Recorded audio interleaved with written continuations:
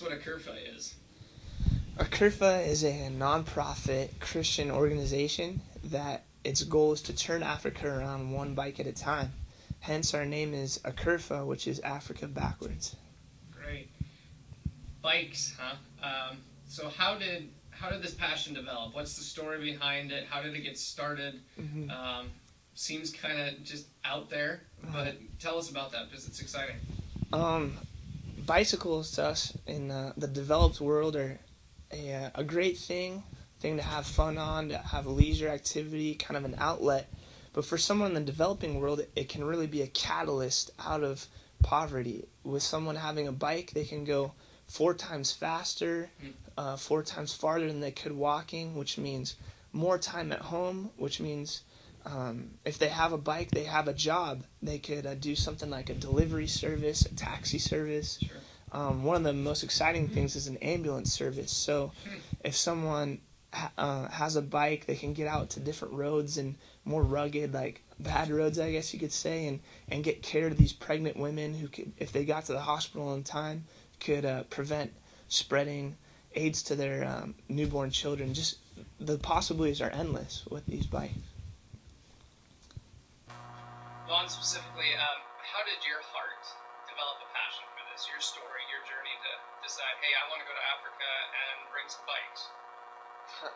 I think it started a long time ago.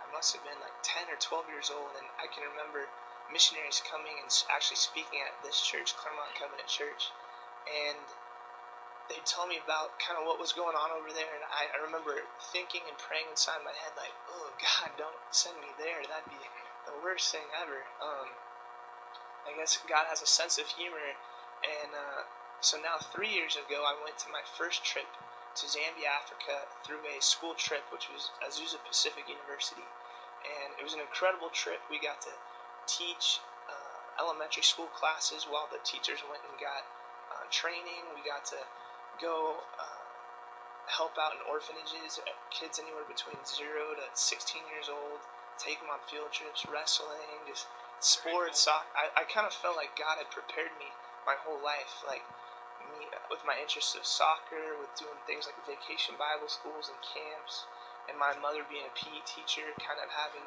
all these things, and I just got to use all those gifts and things and experiences when I got there.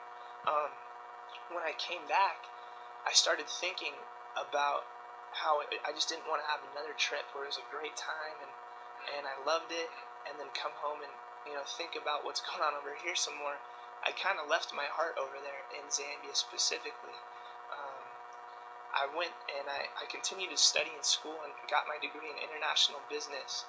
And throughout the time, I kept asking God, how can I use these skills that I'm learning to better the people over there and kind of use business as a pulpit to preach the gospel and things like that. Soon after my trip, I was sitting in my car and I think waiting for a couple friends to show up, and I was praying, and God gave me kind of this vision of how bikes could just make a huge difference in the developing world.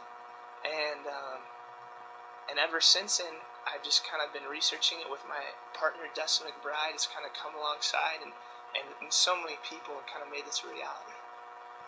So it's cool to see how God takes a person's journey, even from the time they're young, and moves them to where they're at now, and where He's calling them. It's exciting.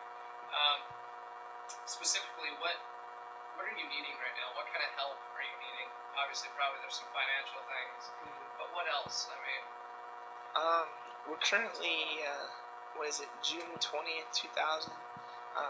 We've raised $88,000 so far. I think it's 2007. Or 2007, that's right. Who's keeping track? And we've developed different things, and if we can raise $300,000, we can actually get 21,000 bikes in Africa distribution. So that's less than $20 a bike getting over there and kind of empowering us. How did they get across the sea? Is it ships? Yeah, there's just big 40-foot containers. Okay. And the exciting thing with these is we get them over there, and they're painted, assembled, decaled, kind of tweaked, so they're specifically for the people there. Right. And so we directly employ people doing the kind of the assembly, manufacturing things, and then indirectly help them with employment, like I was talking about earlier with the delivery service, the taxi. And with employment being over 50% in Southern Africa, and we talked to some people, underemployment being as close to 85% of the population. It's just an incredible ministry to be able to empower people to kind of support themselves, support their families, their loved ones, support the church with tithes and things that could come through that. Be an incredible opportunity to help over there. So. Sorry I had to cut you off there, but again, what are the needs right now? The needs. We're always looking for new ideas on getting the word out there, awareness things, kind of professional skills, things like volunteers from different lawyers, accountants. We've had a little bit of that, but I mean, you can always have more support.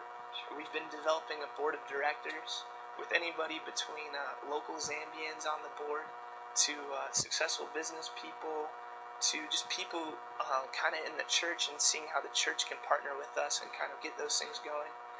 The board of directors.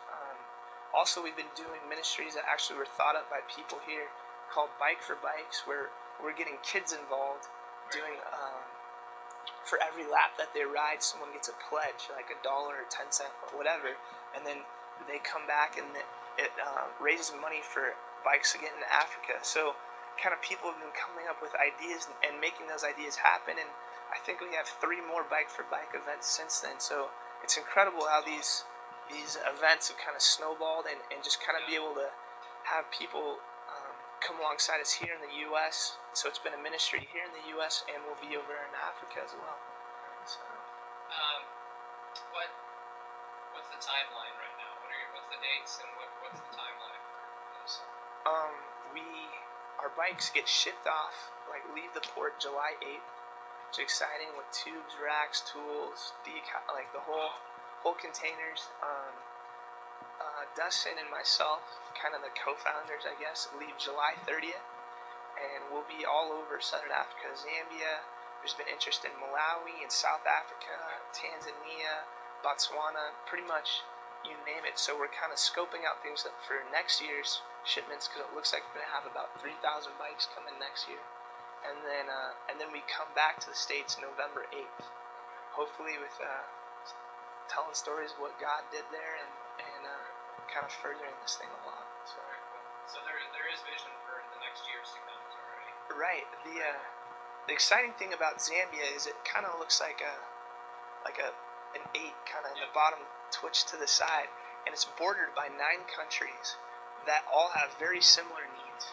And so Zambia would be a very ideal place to kind of have a hub where you could get bikes to these other countries. So it's just not about Zambia, but it's really about all of Southern Africa. And this kind of, also in the future, it looks like between 3 to 5 to maybe more years, we'd like to do a manufacturing facility in Zambia. It turns out all the natural resources that we would need are already in the country, and what's happening now is they're getting exported into Asia and South America and things.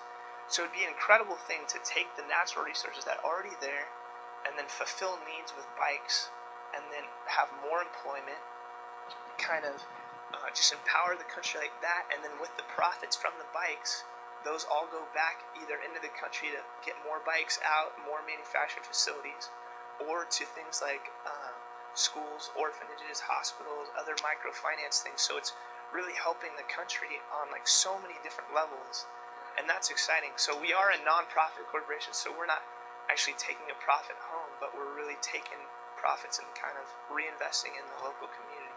So, well, our prayers are with you. We're hoping for the best. Looking to the future and seeing what God has. Thanks for sharing your story with us. Thank you.